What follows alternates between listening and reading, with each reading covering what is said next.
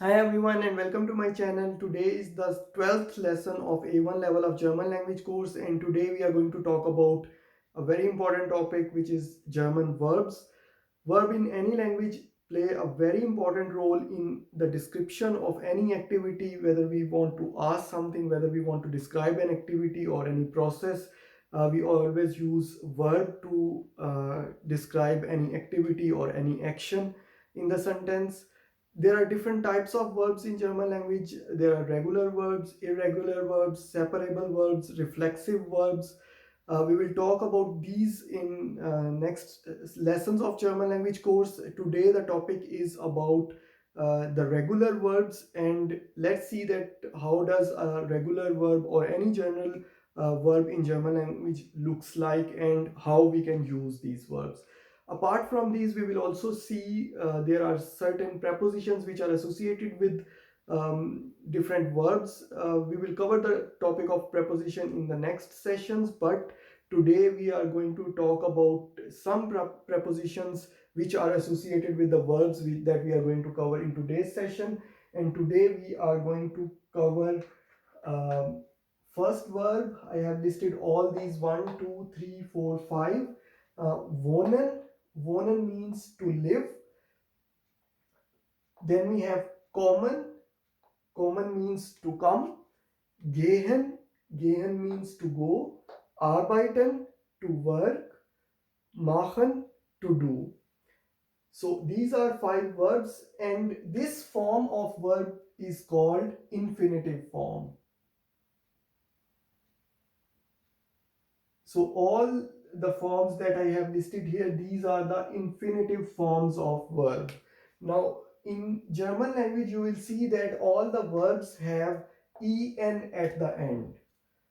Okay, so here we have en, here for all verbs we have en in the infinitive form of verb. Now the section of verb before en, which is wohn or kommen, gehen, arbeit, mach, these are the stem of verbs. So wohn is the stem of wohnen, komm is the stem of kommen, geh is the stem of gehen, arbeit is the stem of arbeiten, and mach is the stem of machen. Why it is important to know this stem is because when we uh, conjugate the verb according to the personal pronoun or the subject of the sentence, because we have learned already that um, every verb in German language will be conjugated according to the subject of the sentence, and if the subject is different, the conjugation of verb will be different. So the now we come back to the stem. So if we have the subject ich, which means I, the how will I conjugate this verb wohnen or any other verb is that I will take the stem of the verb, which is wohn, and I will add an e at the end of stem, which means the if I want to say I live, I will say ich wohne, which is stem plus an e at the end. For kommen, I come, ich komme. So I have used the stem, I have removed the en section, and I have added an e. Then gehen is the infinitive form. If I want to say I go, ich gehe. Now what I have done is I have taken the stem of the verb and I have removed en and I have added an e. Or you can also say you just um, remove the n and then you are done. So there are different ways through which you can keep it in your mind. Either way is good. The way that is easier for you, you can follow that way. Then again, arbeiten is the infinitive form. The stem is arbeit. If I want to say I work, I will remove the en, I will keep the stem and add an e at the end. So I do, ich mache. I have again removed the en section of the verb. I have taken the stem and I have added an e at the end of stem. So this is how we conjugate for ich. Similarly, we will see all of these. For do, we take the stem, do you live, do wohnst, and we will add an st at the end of stem. You come, we will take the stem which is kom and I will add st, du kommst. You go, du gehst, I have taken the stem and I have added st. You work, du arbeitest, I have taken the stem of the verb which is arbeit and I have added an st at the end. Similarly, you do, I have taken the stem of the verb and I have added st. So du machst, you do. Sie, which is the formal you. In case of formal you, we will use the infinitive form. There will be no explicit way of making it. We will simply use the infinitive form. You live, you come, you, Sie kommen, you go, Sie gehen, you work, Sie arbeiten, you do, Sie machen. Then we have he, she, it, and the stem of the verb plus a t will be the conjugation of verb in case of he, she, it. He goes, he lives, he comes, she goes, she lives, she comes, she works. So in all cases, we will take the stem and we will add a t at the end.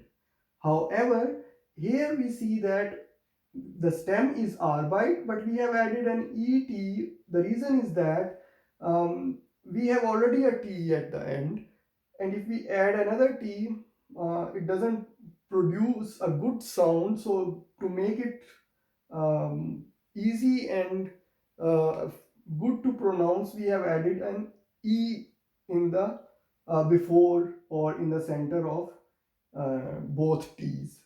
Here we don't have t at the stem, therefore we have taken the stem and we have added a t at the end.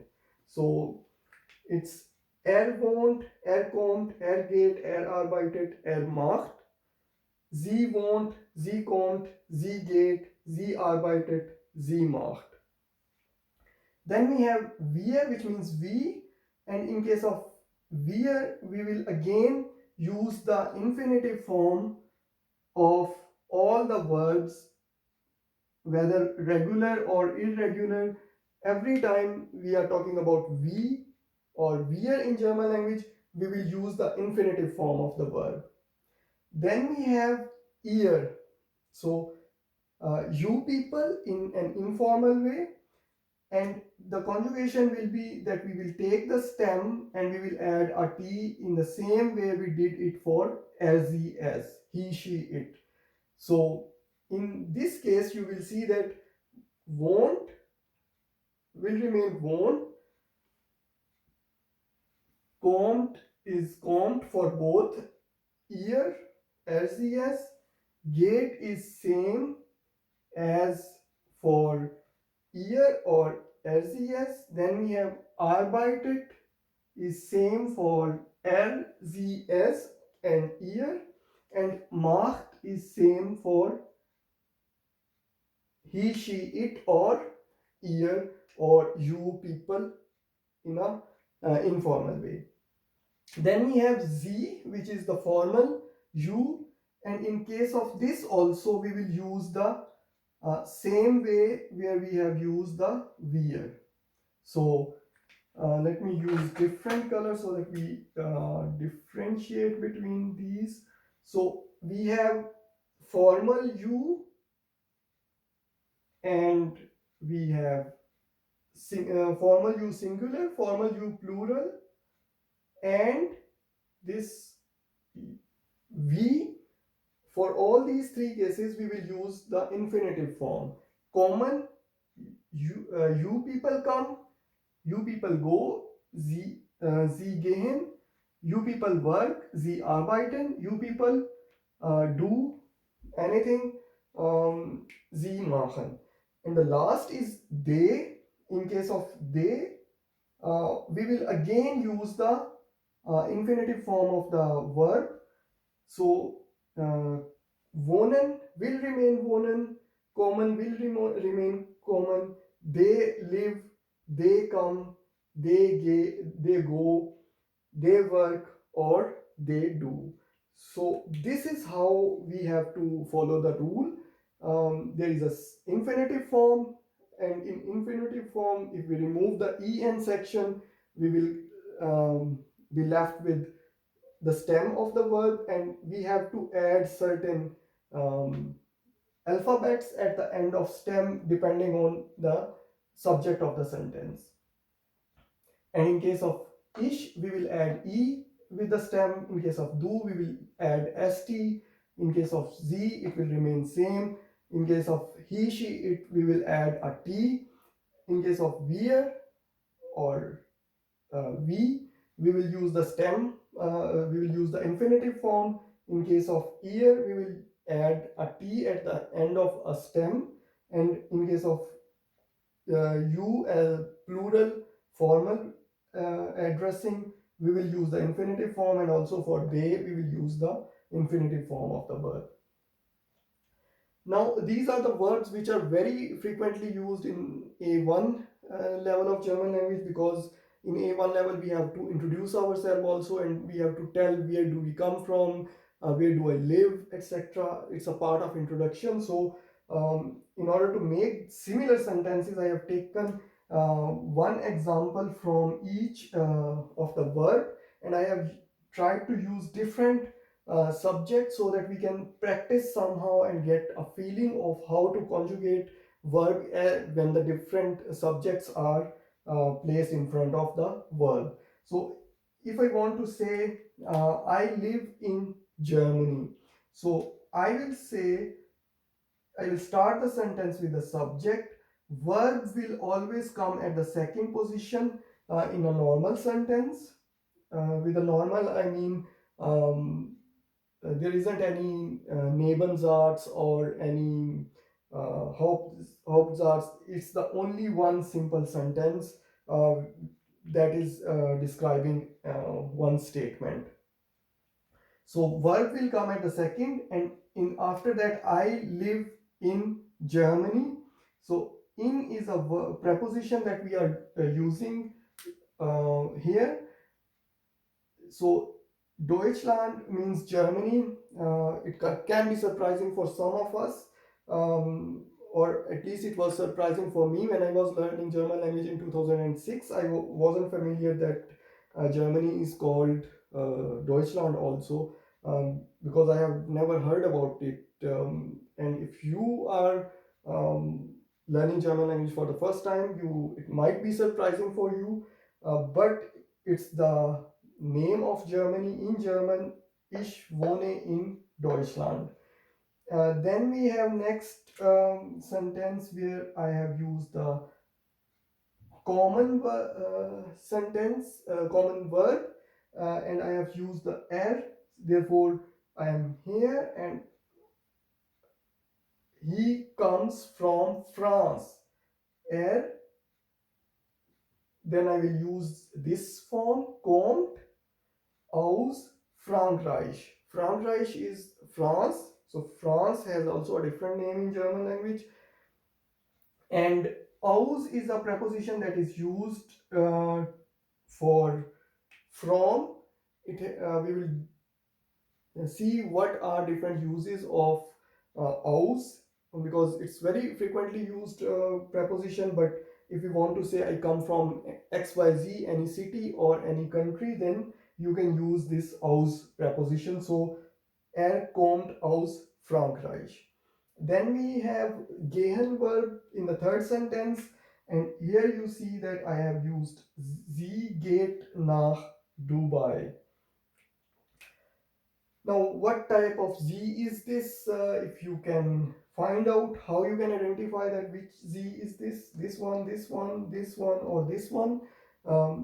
The hint is to check the verb, how the verb is conjugated, and then you will automatically come to know that which Z here we mean. The verb is gate, and the gate is here, which is Z, which means this we are using referring to this Z because there isn't any other Z for which gehen is conjugated to gate.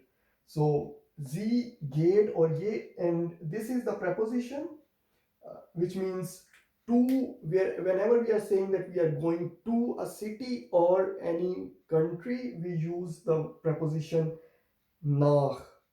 So it's going for a city or a country.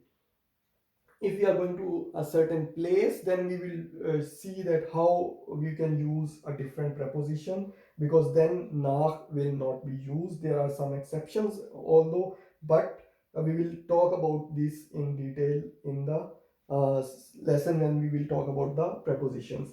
So the next verb is arbeiten, which means to work, and I have used du, which means informal you, uh, and we see that it has to be conjugated so that we take the stem and add an st at the end. So here it is du arbeitest bei XYZ, which means any company. Whenever you talk about introduce yourself and you want to say I work at XYZ, then you say ich arbeite bei XYZ. Here we have used du to just give a variety of personal pronoun, and therefore it's not arbeite, rather it is arbeitest. Du arbeitest bei XYZ. Then the last verb is machen, which means to do, and I have used ihr macht die Hausaufgaben. Now, Hausaufgabe. So here you see that it's a quite long word. German words are usually very long, but you can always split them into small sections, and it's 99% always possible that you can split them up. So we learned earlier that there is a noun which is called house, which means house. So it's the first part is house, and the second split is auf, and the third one is gaben. So house means home, and Aufgabe is means any task or any work. So it will be Hausaufgaben, homework. Ihr macht die Hausaufgaben. You, plural people, do your homework. So this is how we use verb and all of these examples, and I hope that the use of verb will be clear to you now. If you have any question, you can put them in the comment section, and we will see in the next section with the further videos. Thank you for watching the video, and see you soon in the next video. Bye.